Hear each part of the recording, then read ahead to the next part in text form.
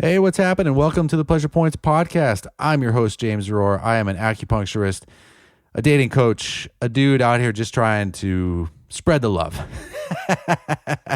Today's episode is a very special one for me because I've decided to leave my practice in New York, and I'm going to be joining my fiance down in Miami and focusing more on delivering better content, better podcast, more hopefully channeling work, and obviously growing the coaching business as well, helping Jen with the doTERRA stuff. And so today's guest is Bart Beckermann. He is the husband of the husband and wife team that is going to be taking over the reins at Acupuncture Williamsburg. They are an amazing couple. Today, you're going to hear from Bart. The next episode, you're going to hear from Jennifer. And I'm just so thrilled that they are the ones that are taking over the office, going to be able to continue the kind of crazy care that I give my clients while opening themselves up to attracting a whole bunch of new clients to the office. So we had a great conversation talking about acupuncture, 5 elements. We talk about a lot of the invisible things, ghosts and demons and spirits and all sorts of good stuff. And Bart also is one of the co-founders of an herbal company that combines CBD with Chinese herbs. That company is called Radical Roots. I took one of their blends and it's awesome. So definitely check them out, Radical Roots. And so to get in touch with Bart, check it out, Radical Roots. You can book an appointment at acupuncturewilliamsburg.com. And without any further ado, welcome to the show, Bart Beckermann.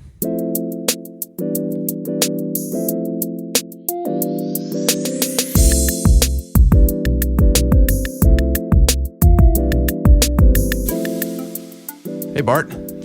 Hey, Jim. How's it going?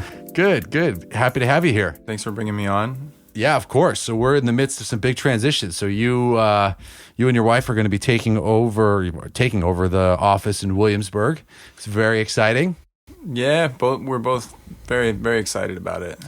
Yeah, I'm really excited. One of the things that I've been telling my patients about you guys that I'm really excited about is that you guys specialize in a different type of acupuncture that I don't do, but it's the kind of acupuncture that I always seek out when I'm looking for someone to treat me, which is a 5-element acupuncture.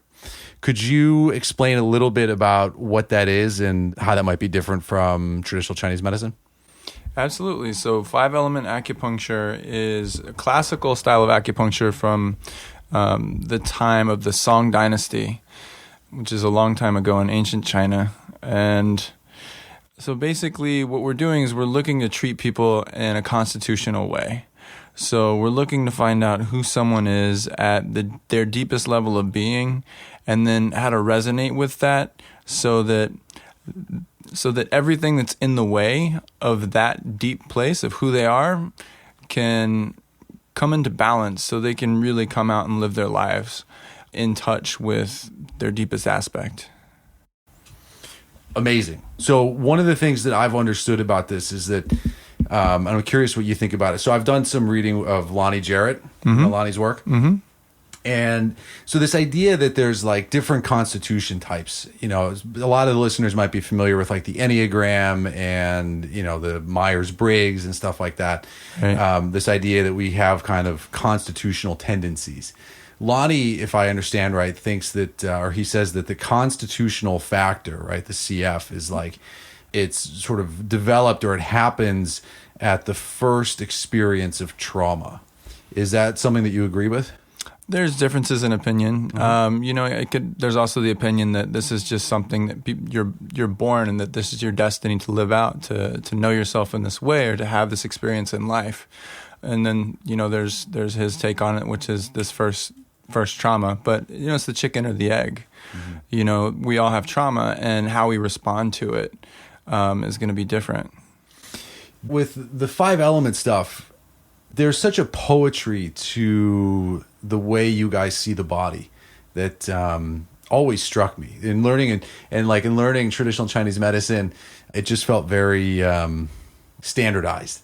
Where it's just like stomach 36, gallbladder 42, and then when I started seeing a 5-element practitioner, this guy, Brian Bender, who was teaching at PCOM where I went to school, when he starts talking about like outer mound and central pivot, and he's talking about the names of the points, Right. and the emotional and spiritual and energetic significance of the points. I was like, oh my God, there's like so many other layers to this than what we're being taught at traditional Chinese medicine school.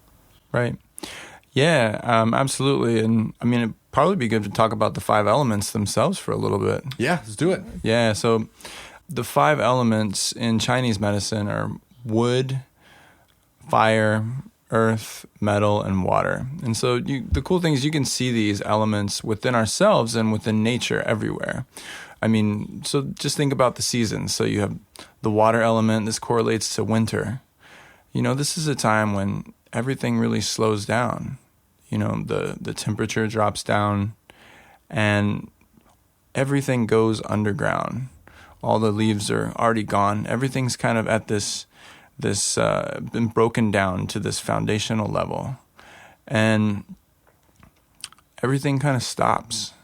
It's frozen. There's this kind of deep sense of peace, but there's also a power in it.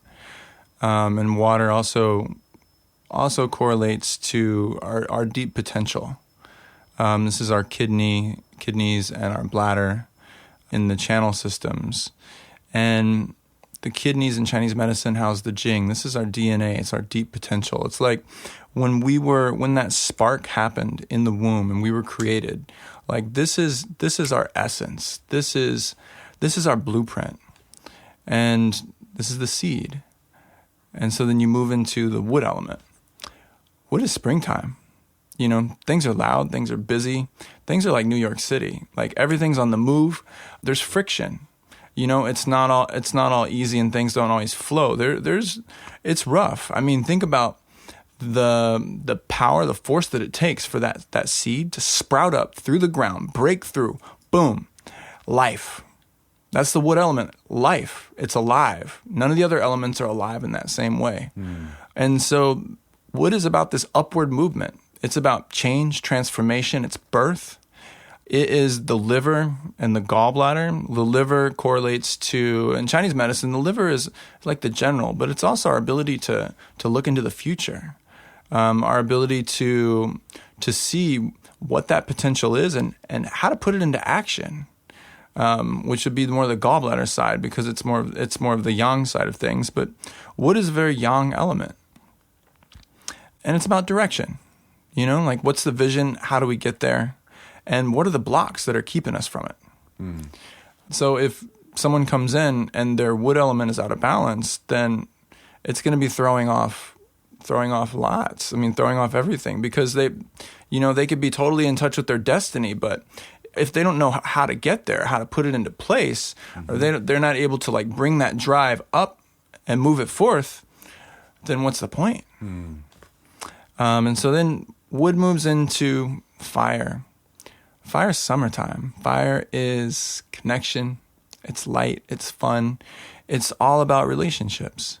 And the fire element is about playfulness. Think about what happens in the summertime. Everything is kind of like out. School's out. It's hot. It's a time to be outside, be in nature, to be with your friends, be with your families, be with your intimate partner, to have that connection. And it's not just your relationship with others, but it's also your relationship to yourself, your relationship to the divine or to spirit, and the relationship between, you and the world. And so if the fire element is out of balance, your heart could be closed. You could have had some sort of trauma, something happened, you maybe got your heart broken or experienced some sort of loss, and there's a sadness there that hasn't quite lifted. And so you may have trouble kind of coming out of your shell and being seen. So if the fire element is out of balance, then addressing that can heal so much, because fire is also the Shen, it's also the spirit. And as we get in touch with that, then that is the radiance that can pour forth into one's life. And that's also that inspiration, but from a deeper place. And so then the fire element moves into earth. Earth is late summer when things kind of slow down. The air gets a bit thick and heavy and humid. The earth element is harvest time. It's about reaping what you've sown, you know? And the earth element in Chinese medicine has a lot to do with your digestion. You know, it's the stomach and the spleen. It is, how do you take things in, think about them, digest them, make them your own, and then make them meaningful. So you can also relate it to like the organism. You know, think about the earth. There's so many different species. Just think about like a community or like an ecosystem. There are so many different things happening all at once. And so if this is out of balance, then it's going to throw everything out of balance. But I mean, you can kind of say that about all the 5 elements, of course. But earth also has a lot to do with needs, being in touch with your needs and in a healthy way, because if you're not in touch with your needs and your needs are not getting met, then how can you, in integrity, like help make sure that everybody else's needs are met too? Mm-hmm. So then that brings us to metal. So metal is the fall.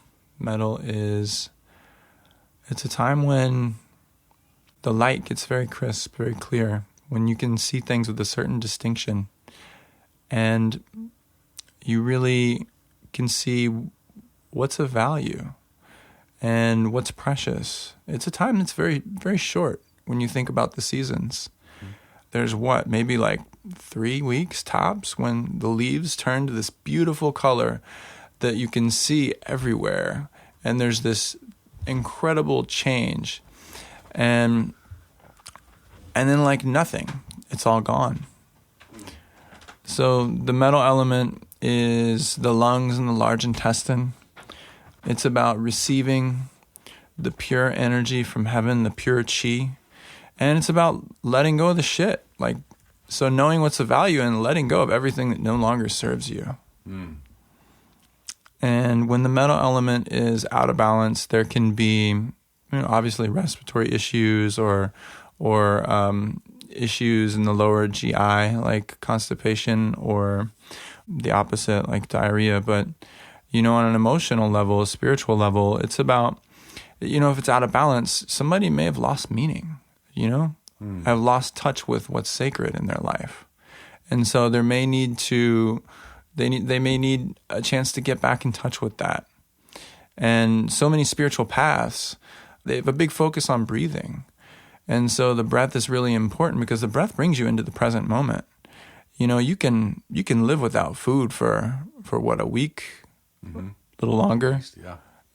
You can live without water for not quite that long, but for a period. For a while. How long can you live without air? Not very long at all. Mm-hmm. So always important to come back to that present moment, that breath, because it's only in this present moment that we have our reality. Everything else is outside of that is what? Where does it exist? Mm-hmm. So those are the 5 elements, or a little taster of the 5 elements, because you could sit and talk and learn about each one of these for days, weeks, months, years. And so as part of your job as a 5 element practitioner, my understanding is that you're assessing obviously the energy flow, but determining if somebody has a particular, like, what is their under stress, right? Where do they tend to go? What's that kind of core imbalance? Like, I've always been, by every 5 element person I've seen, they've always diagnosed me as wood, like a wood element or wood constitution factor. And so that's part of how you guys work, right? Yeah, absolutely. So we're looking at the 5 elements in the patient, and we're really looking to see like what the main element is. And so like we have all 5 elements in us, and as we talk about these things and experience them, like, we can relate to everything because it's our human experience. It's on an archetypal level.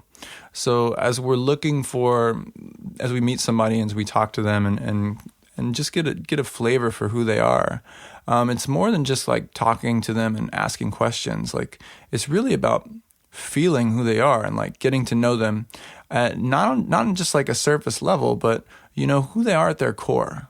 Because at each one of us at our core, there's one element in particular that is like our main element, exactly what you said, our constitutional factor. When things get out of balance or they go a little haywire, that's what we go to. That's where we kind of fall off. And one of the things that I've always kind of admired about five element practitioners is the attunement you guys have with your senses and the training that you have to awaken all of the senses when you're in a treatment room. Paying attention to the way somebody smells and what is the tone of their voice, and there's certain qualities that you listen for. Like when I was talking to your wife, when I was talking to Jennifer, we were talking about the elements and stuff, and I was like, yeah, I'm always seem to be a wood element, and she's like, yeah, I can tell by your voice. Yeah. I was like, what does that mean? Am I yelling? And she was like, no, there's just a thing, the way that you talk. Yeah. And I've heard it with people, or some people smell like burnt, or there's that kind of earthy quality to them. And then obviously other people who have this sort of like angry voice. And I love how you guys synthesize all of that information in your diagnostics. And I think that in the training that I had, it's not emphasized that way. Yeah. What's like the craziest treatment experience that you've had?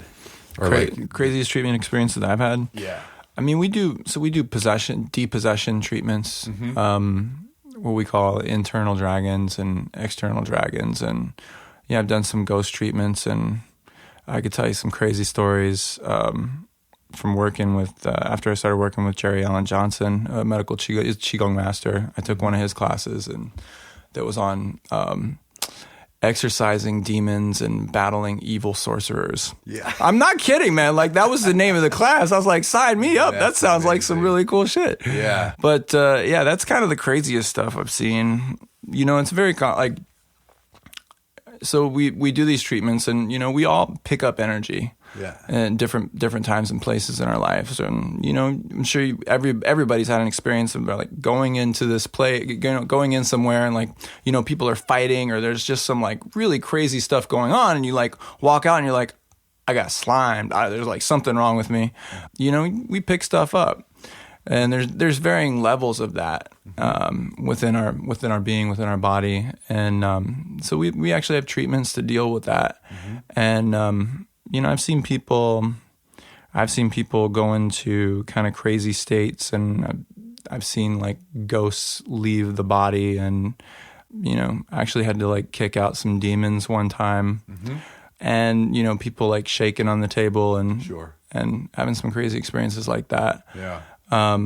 But really, you're gonna fit in perfectly with my clients. Oh, great. Great. Yeah. You're going to be so relieved. Yeah. Cool, yeah. Man. I don't shy away. Yeah, good. I don't seek it out anymore like I used to either, but you know, if it's there, yeah, we'll deal with it. Awesome. Not a big deal. That was how I fell in love with five element practitioner in that style of treatment. Was that the people that have listened to this podcast before they know some of my stories of when I used to be sick. But one of the things that happened that I don't talk about very often in that experience was I was in the jungle. I went to Peru, and I was there in the Amazon, and there was a moment where I was like walking up from the river, this like tributary to the Amazon, and we were walking up and going back to the camp, and I saw this like the word that comes to mind is a demon. I don't even know if I believe in demons, but it was like some dark fucking shit. This like really intense entity, right? And it came down from the canopy, zeroed in on me. It was just like right there, and then it went right for Ren 12, so like the solar plexus area. Yeah. And it just reached in. It was like it grew talons on the descent and just went like grabbed me in the gut and pulled something out of me. Mm. And then that night I started to get a fever. Mm. And I had a fever for a couple of days. I had some Cipro with me, so I started taking that. And this was when I was in college, and I didn't know shit about anything else. I mean, I'd been already apprenticing to a Native American shaman, so I was aware of some things, but I just didn't, I didn't know. And then I started feeling a little bit better, and that was okay. Oh, I had some testicular pain that night too when it happened. I had a fever and my balls hurt, and I was like, oh, what is happening here? And then about a week and a half later, I started having blood in my stool. And then that happened every day for the next like 10 years or 8 years or something. Wow, it was like crazy. It started progressing and getting worse and worse and worse. And you know, I went through like the Western medical stuff. I was like, maybe it's a hemorrhoid, maybe it's this. It was diagnosed as colitis and then Crohn's disease and whatever. But in all of that, I just couldn't shake the fact that I'd had this encounter. Right. And so that was there. And so I called my this man that I was apprenticing with, and he started doing some distance healing, and then I think that summer, maybe the next summer, some friends of mine were sun dancing, and so I went to the tree during one of the healing rounds, and I just like wept, and I was like doing all these things and getting all sorts of energy work, and nothing would touch it. I mean, I'd be moved, I'd have some releases, but I still felt like this energy was around me. Mm-hmm. And then I went to a 5-element practitioner, this guy Brian, and you know, I didn't go with the intention of telling him the story, but he just had that way about it. So I started opening up, and I was telling him the story. And he had this woman that was apprenticing with him. Mm-hmm. So she was there in the room. And I was probably 2 years deep into acupuncture school. So, you know, I knew some things, but not enough. But I was laying there on the table, and he's doing these points, and he reaches for this. He's like measuring this point must have been on my gallbladder meridian. Right, which is I think part of the treatment, right? It's like mid thigh, right? Yeah. Something like it was like mid thigh, and I was like, I only know that point if someone has like thigh or leg pain, you know. It's like why? Like what's he going there for? It's not a point that the way I was trained that we use very often. And so I'm laying there. He's doing some other points, and I'm laying there, and he's like, all right, I'm gonna leave the room, and he's like, you know, you might want to just stay in here with him. And so he steps out, and she goes to close the door, and he pushes the door back open, and he says, no, the door stays open this time. And I was like, oh, fuck. I was like, what did he just do? And I had a feeling. I could already tell the needles were working, and it felt as though there was an exorcism that was about to take place, or that was already starting. Yeah. And then the fact that he wanted the door open. Right. I was like, something's happening here, you know? Yeah.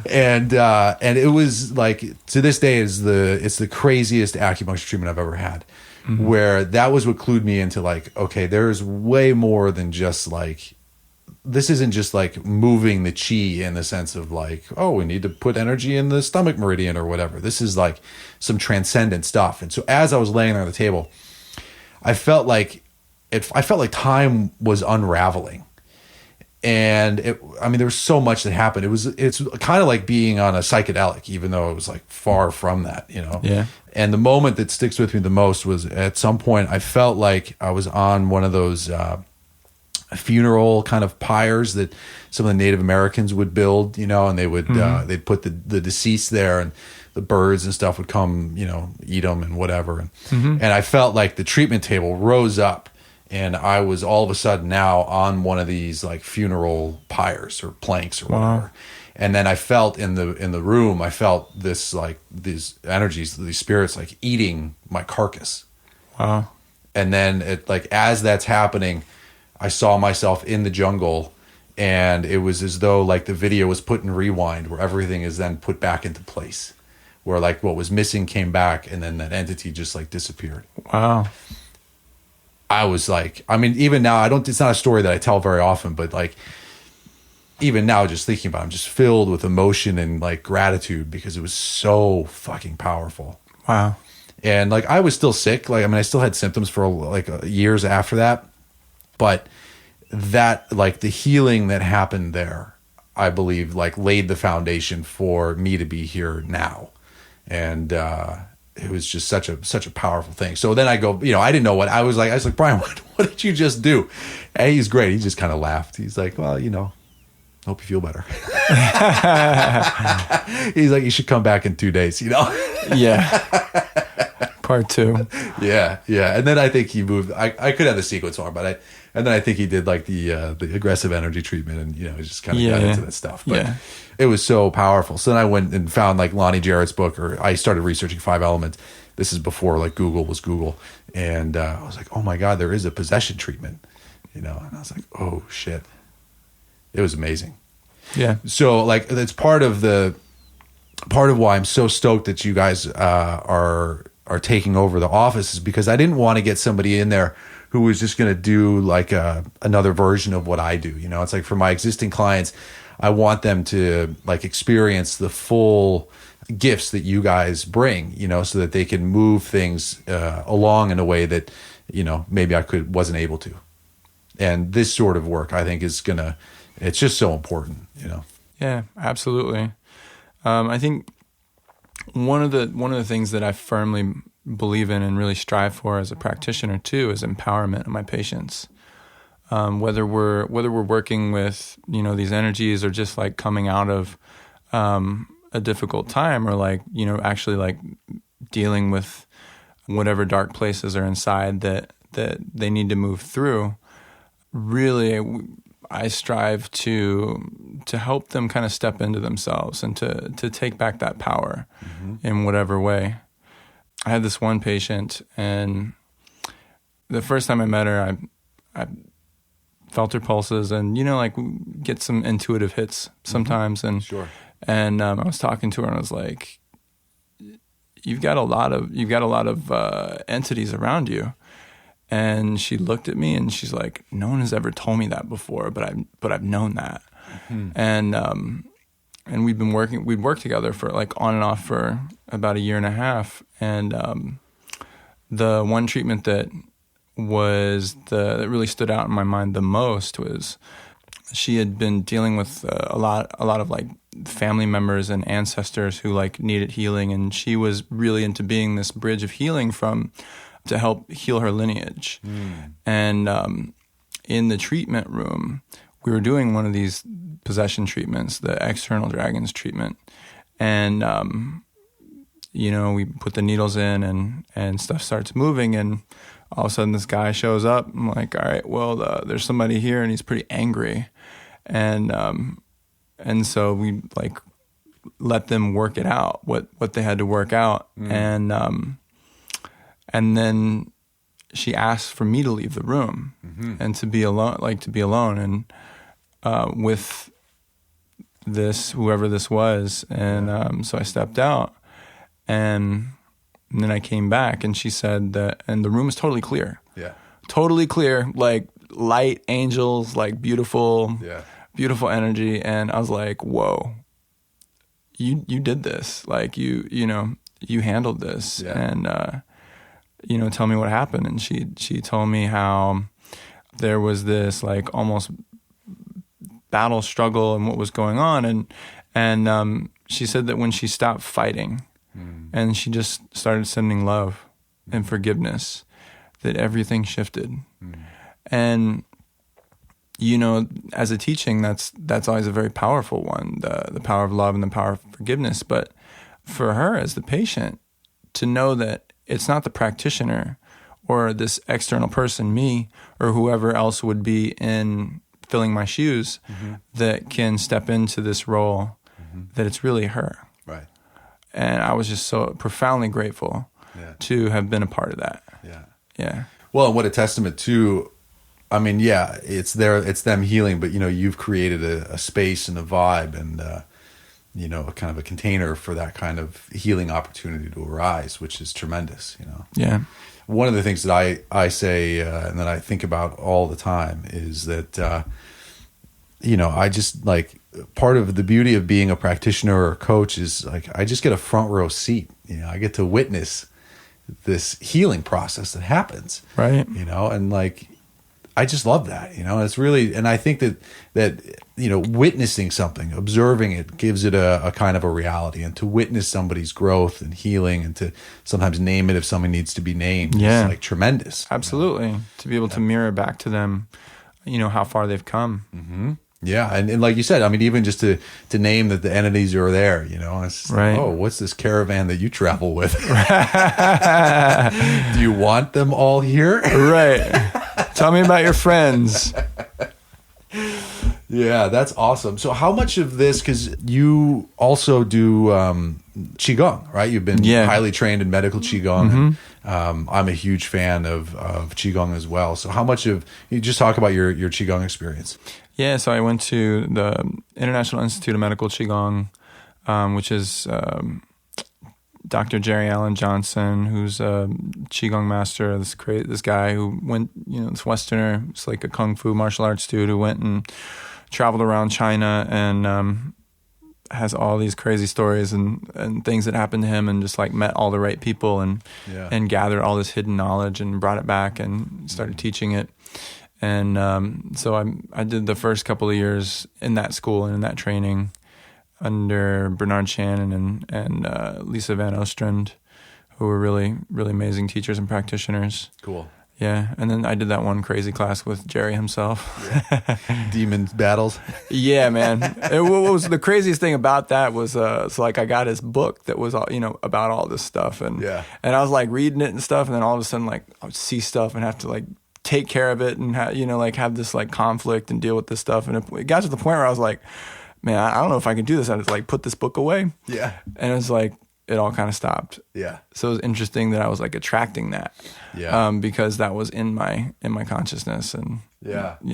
I just had a podcast last week, or a couple weeks ago, I don't remember, where I was talking about kind of my first introduction to seeing energies and spirits and stuff. And I perceived it as being, a lot of it as being negative. And the same reason I don't tell that story very often is the same reason I don't tell the story that I just told about the exorcism, because I don't like people thinking and being afraid of demons and energy and like dark magic and stuff. I think that when people get in that kind of frequency, then they're going to be drawing it to them, and they're going to be looking at it, they're going to interpret it, and anything that might be a feeling that's at all uncomfortable, they're going to ascribe it as being, dangerous. Right. And sometimes these sort of beings of light, the message that they bring or the shift of energy can be uncomfortable. And if someone's like so programmed to think of it as like dark magic, then they're kind of fucked. Yeah. Well, another way to think about it is that, like even if there are these dark entities, like there's a place in you that is open to them, that is calling them forth. So what they're doing is they're shining a spotlight on this place in you that really is not in alignment anymore, that needs healing. Yeah. And so they can be a good teacher for that reason. Yeah. Yeah. Yeah, I love that.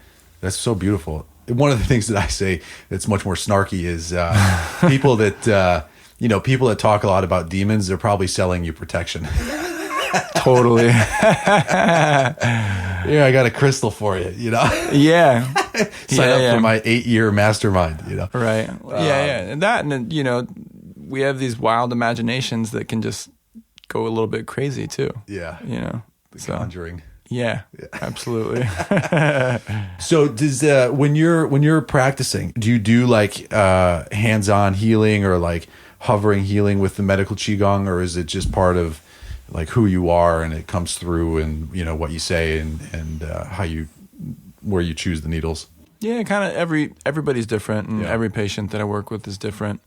Sometimes it's a lot more overt than other times because sometimes people need a little bit of an experience, and other times that would freak them out. And so what I do is I just try to really be in a state of trust and deep bowed surrender, so that what's moving through can just move. Yeah. There's a really great story from Dr. Bernard Shannon, who was one of those Qigong teachers that I had. Yeah. He was talking about his teacher in China and how he went to her, and this is like the first time he met her, and she's like a short Chinese lady, and he's like this big, burly kung fu dude.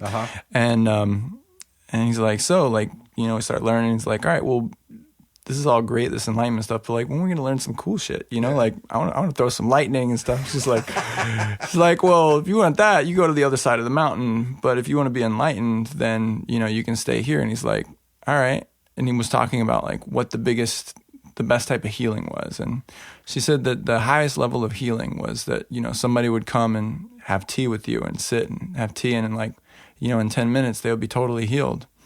And he's like, that's all great, but I do this for a living, like how am I going to get paid if that's what's happening? She's like, just wave your hands. Yeah. So, dude, I love that. Yeah. I was talking to my fiance the other day, now that I'm in this, big change and leaving New York and going to Miami and just getting out of, 4 or 5 days in an office and like, what is it that I really want? And I swear to God, I just said to her, I said, you know what I really want? I said, I want people to come to the house and I want to have tea with them and I want to just shoot the shit. And then I want them to leave feeling way better. Yeah. And that's it. Yeah. I was like, I can easily picture people coming over, like maybe you're there, maybe you're not, we're just hanging out. We make tea and it's just like, what's up? Yeah, absolutely. And then that's it. One of the things that I wonder if you've had this experience too. One of the things that just drives me crazy with like marketing and branding and all of this stuff is that if I tell people that, so it's this way. So let's say I have a patient who's been seeing me for a little while. Mm-hmm. We have some really good conversations and all this stuff. And then I start telling them some stories about when I've seen ghosts and spirits and entities. And like, I start telling some of the more out there stuff. Yeah. And then they say, and this has happened so many times. And then they say, well, if you ever see something around me, please tell me. Right. Or if you ever have a message for me, tell me. Right. And then I'm like, every conversation that I've had with you has been from that place. Right. And I was like, does it really make a difference if I'm like, oh, your spirit guides are telling me to tell you to take a deep breath? Or if I'm just like, oh, you might want to take a deep breath. Right. But that there's something about that thing of it's one of my teachers calls it the magic, the hoji show. Koji. Yeah. And I've been so resistant to that over the years in my career, perhaps to a detriment, but I feel, it's not a detriment in the sense that like, I feel an integrity with it.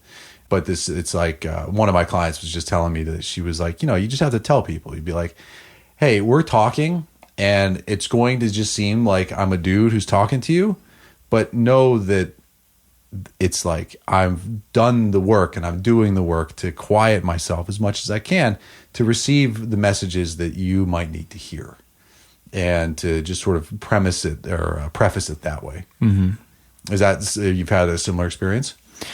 Yeah, absolutely. Well, I think in my own healing, in my own work, I try to do as much stuff under the radar as possible. Yeah, and like just connect with the heart and like actually connect and ground and so like that energy is moving and sometimes people are conscious of it and sometimes they're not. Yeah. But yeah, and then I guess it all comes back to the patient, right. Just because people need different things. Yeah. Yeah. Yeah. That's a good way to put it. Yeah. And there's like, and having some of that dexterity, of like, okay, do they need a little more kind of magic or hands-on and a little bit of the show? Yeah. Or can we just like keep it pretty? Yeah. I mean, now these days I'm a little more forthcoming with what I'm experiencing and what I'm seeing and helping guide people into that. Yeah. Or, have them experience it so they can know it for themselves. But right. I've been so terrified of doing that, like there's a vulnerability to it, right? Yeah, absolutely. Yeah. There's a vulnerability and you can sit with somebody and you can talk with them and get a feel for them, but you don't really know them, And just having to overcome my fears about like, well, what are they going to think of me? And am I going to look crazy and whatnot? Yeah. And ultimately it doesn't matter too much.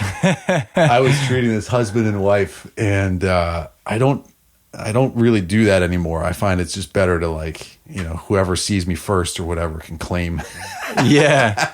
But I was treating this husband and wife and I was sensing all sorts of stuff around her, and I was just giving her. It was a lot of stuff. Some people you just feel it, right? And so I was sharing all these things with her. Mm-hmm. She said, "Do you ever feel this stuff around my husband?" And I said, "Well, yeah." She goes, "Do you tell him?" And I said, "No." And she's like, "You got to tell him." And so I was giving him this treatment, and oh man, like there was just so much that was happening, and I just started I was like, "Hey, do you want some feedback?" I asked permission first, right? Yeah. And he's like, "Yeah, and so I start telling him some stuff, and he kind of goes like pale in the face, and I never treated him again. Yeah. And then I found out a few months later that the stuff that I was saying to him was just like right on the money. that there was some stuff that was brewing that hadn't come out yet, and I'm sure I just like terrified him. Yeah, but like that's the risk of yeah, absolutely. So that's why we listen to our own guidance, and as we're working with people. Yeah, it's an interesting question though, like that line of sharing or not sharing. Yeah, totally. And then there's also the people who, like you said, once they know that there are these extra senses and things that we intuit or perceive, then they're all the time like, well, what do you see? What do you see? What do you see? Like, is this or that? And it's like, let me help you so that you can experience this yourself. Right. It's like, it doesn't say, psychic or medium on the door. Yeah. It's like we're just people here. Exactly. Do the thing. Yeah. Yeah, that's funny that happens to you too. Yeah. I just try to downplay it as much as possible. For sure. Yeah. You're going to fit in perfectly. It's going to be great. Awesome. All right. So, man, I could just talk to you for hours about this stuff, but I want to make sure that we talk about your herb company too. Oh, yeah. So Radical Roots, you can check us out online at radicalrootsherbs.com. So about 2 years ago, right when CBD was kind of in the early stages of kind of just like hitting some mainstream attention, there was the news interview with Sanjay Gupta with Charlotte Figge, who was a young girl who suffered from non-intractable seizures, and she was doing everything that she could. Her parents were doing everything that they could to help her, and they were getting nowhere. And they went to Colorado where cannabis was legal, and they ended up finding the Stanley brothers, who now have a company called Charlotte's Web, named after Charlotte Figge, because they saved her life, essentially. Because with the severity of the grand mal seizures that she was having, a very short life expectancy was in the future. But that was kind of when CBD hit the mainstream, and then shortly after that, other acupuncturists and alternative medical professionals started using it on their patients. Right. I actually learned about it from a patient of mine who said that she was having this great experience, and I was like, all right, well, I've definitely had a history with pot in the past from my early 20s and whatnot, and I haven't had an opinion of that. And when I was having that relationship with it, definitely wasn't like a healing relationship. So I was like, all right, I was a little put off at first, but then, I heard from more patients, and I was like, all right, well, I'll give this a try. So I started using it with patients, using CBD with myself for insomnia and anxiety, and I was having really good results personally and also with my patients. Cool. And so I was like, this is really cool. So I started looking at the market and really quickly found out that there's so much out there. There's not really a good standard out there. Like, how do you know what's good, what's not? And I also noticed that nobody was really looking at it from an herbalist perspective. Yeah. It was kind of this one size fits all, panacea, cure all. And as an herbalist, that's never the way things work. Right. So I was like, all right, well, somebody should do this. And I was like, there's nobody really putting this with Chinese herbs either. I don't know why. This would be amazing, Yeah. And so I was like, all right, well, somebody should do this. All right, cool. And I thought about it. I was like, well, maybe I could call some people that I know who might be interested in do this. And then that evolved into, I could do this. And I went into the office at Bleecker Street Wellness, where I practice in Manhattan. And I had just met Chloe Weber, also another acupuncturist and herbalist, literally a week or two before. And I was sitting in the room with a bunch of other people. And I was like, does anybody want to put CBD with Chinese herbs and make some stuff? And she's like, dude, I've been thinking about that same thing for the last week. It's nice. Okay. Some serendipity happening. Sure. And so we decided to do it. And we just met all the right people, all the right doors opened, and Radical Roots was born. Awesome. Yeah. Awesome. Yeah, you gave me this one here. What was the Rest and Relax? Yeah. I used it the other night, and it was awesome. I was just I love the flavor of it and the energy and the chi of it. And it was I don't know if I'm not trained enough to taste purity, but there was it just felt really good. Like Yeah, easily assimilated. And yeah, well, the cool thing about all of our products is we use an extraction technique called spagyrics. Have you ever heard of that before? No, what's that? Dude, it's this ancient alchemical extraction process. I'm into it. Where I know, like just like that alone, we're like, That's it. what? I'm into it. Yeah. So like you do a tincturing of the herbs first. So tincturing of the hemp, the herbs, in organic ethanol. So like spirits to connect with the spirit of the plant, to extract the oil, which is known as the soul. And then they take all the leftover plant material, which would otherwise just be like thrown in the garbage, and they take all that and they put it in an incinerator and they burn it down for 6 to 8 hours down to the ashes, so purified with the fire element. The body is purified. And so then they take those ashes, they reconstitute them with water into this crystalline mineral matrix, which is all of the salts and cofactors and minerals that are in there. Yeah. And then that gets reinfused back into the oil. Whoa. So you get like every aspect of the plant. That's amazing. Yeah, so it's like this really cool alchemical thing, and the guy who was doing it for us is like a freaking wizard, man. And he's seen all kind of interesting things, like different cannabinoids like form on the spectrum that have never been seen before, and like it decarboxylates it without adding any heat, which means that it changes it from the acid form into the stable form.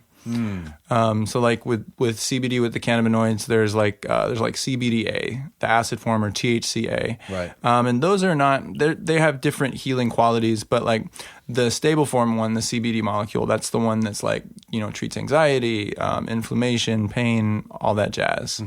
And so normally to do that, there's often a process where there's heat added, i.e. like fire, like you smoke it. That's how it decarboxylates, and that's how you absorb it. Because if you have just like even THC, if you like just eat some regular plant, you're not going to get high unless you've already like cooked it or whatever. Yeah, sure. So yeah, it's a really, they're really special products. I mean, the guys that grow our hemp, Pachamama Farms, these guys, man, like the first time we went to their farm, we met Thomas in the field. This like hippie looking dude, like long hair, like farmer hat, Yeah. like big, beautiful plants everywhere. We're like, walk out. We're like, cool. And Thomas, I kid you not, he literally talked for like 3.5 hours straight without an interruption. It was like we got lectured with this really cool like information about like the soil and like the hemp and like the 8 different cover crops that they use, because they didn't use any pesticides, not even fertilizer or like herbicides or any of that. They just use other plants to like change the nature of the soil, the minerals, everything, and like the microbiome. And so we're like, these guys are like, These guys are just waiting for the laws to change. yeah. Well, it was that in between. It was after the first farm bill, But before they were like the ready to pop. I mean, they were like, because like everybody's already making it. But yeah, and then the Chinese herbs that we use are from Spring Wind, which is probably, they have the most integrity of any company out there of Chinese herbs, period, because they do the most rigorous testing, and just all around they're really good products. Rest and relax for anxiety and sleep issues. so you're mixing the CBD, the hemp, with the traditional Chinese medicine. Yeah, absolutely. Yeah, because the cool thing about herbs is that they have these beautiful guiding abilities. Like they can go to the heart, or they can go to the liver or the kidneys, and then they have actions like descending the qi. And so what we did is we looked at all the things that CBD was already treating and thought like we could put herbs with this to make it even better. So like CBD is treating what we call internal wind, like seizures, tremors, tics, things of that nature. So so Chloe's son Remy has a rare genetic disorder, STXBP1, and he has seizures, and he also has tremors and tics and neurological developmental delays. And so like she wrote that formula, and with my help, and particularly to help him. But like with the herbs in there, it's even more effective. Yeah. There's herbs that guide different parts of the bodies and that stop pain. And so we got a formula called Relief Remedy that have herbs that guide to the back and the legs. So things like that. Yeah, I mean, and awesome. The cool thing is it's like there's so much that we can still do. Right. Yeah. Yeah, that's awesome. What a nice blending. It's like one of the things that I love about Chinese medicine is that, things are kind of shifting, and it's always grown. Like they don't throw, the joke when I was in school anyway was that like they never threw a book away. You know, it's everything just kind of gets added to it as an experiment to see like what's what. But I think it's great. What a lovely combination. Awesome. Cool. Well, dude, this has been great. So how do people find you? Let the people know how to reach you. Yeah, so you can, if you want to make an appointment at Acupuncture Williamsburg, the same way is still applicable. You can book online through Acupuncture Williamsburg or text the number 917-446-9868. That's right. And if you're looking to see me in Manhattan, go to heavenlywell.nyc. And if you're interested in Radical Roots products, then radicalrootsherbs.com. Awesome. Cool. Thank you so much for coming on. Good luck in the office. The clients are going to be super stoked. They're in great hands with you and Jen. Yeah, I'm really excited too. Awesome. Everybody out there listening, go support your local acupuncturist. If you're here in New York and Brooklyn, check them out. acupuncturewilliamsburg.com is the place to be. And I'll catch you guys next time.